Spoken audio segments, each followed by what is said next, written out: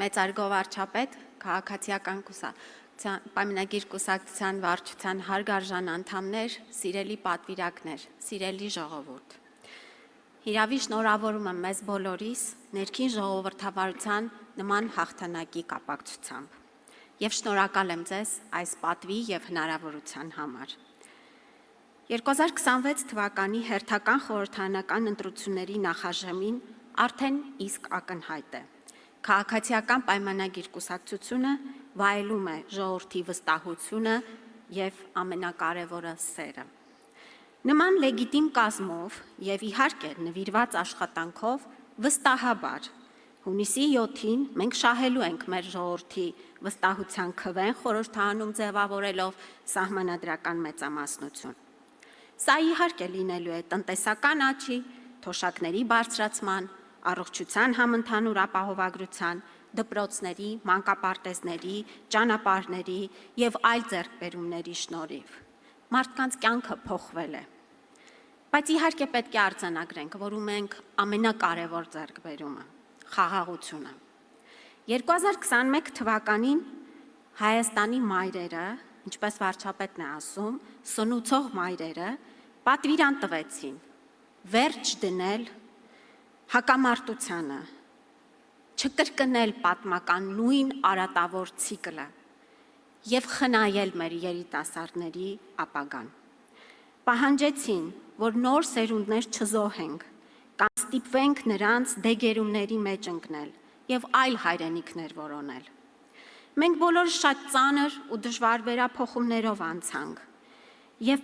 հաստատեցինք խաղաղություն եւ այսօր էլ պետք է ամենայն պատասխանատվությամբ տեր կանգնենք խաղաղությանը։ Մեծարգո վարչապետ, սիրելի պատվիրակներ, բայց ինչպես 21-ին նախընտրական փուլում Հայաստանի մայրերը մեզ ասելիք ունեին, այսօր մեր երեխաները մեզ ասելիք ունեն։ Աննկարագրելի է եւ գուցե նաեւ անհասկանալի այն սերն ու ջերմությունը, որ վերջին ամսվա ընթացքում զգացել ենք երեխաների կողմից։ Մենք պետք է ճիշտ արձանագրենք այս ֆենոմենը։ Երկար մտածելով մի բացատրություն եմ գտել։ Նրանք ենթագիտակցորեն զգում են, որ առաջին անգամ մենք ազատել ենք նրանց զոհվելու կամ դեգերելու բախտից։ Առաջին անգամ իշխանությունը ընտրել է նրանց կյանքի իրավունքը։ Նրանք կարծես ասում են մեզ, մենք ուզում ենք ապրել, խաղալ, զարգանալ, երջանիկ լինել հենց Հայաստանում։ Իրենց երկրի լիարժեք քաղաքացին եւ տերն են զգում եւ մեզնից պահանջում են նախ տեր կանգնել խաղաղությանը եւ շարունակել կառուցել երկիրը, որ նրանք վայելեն իրենց նոր մանկապարտեզները, նոր դպրոցները, խաղահրապարակները եւ երջանիկ կյանքը Հայաստանում։ Փառք մեր բոլոր նահատակներին, ում շնորհիվ մենք ունենք անկախ, ժողովրդավար, խաղաղ պետություն։ Կեցցե Հայաստանի Հանրապետությունը, որտեղ մարդիկ իրենց ստեղծարար աշխատանքով, ազնիվ փոխհարաբերություններով,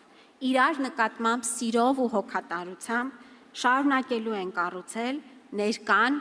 եւ ապագան։ Շնորհակալ եմ։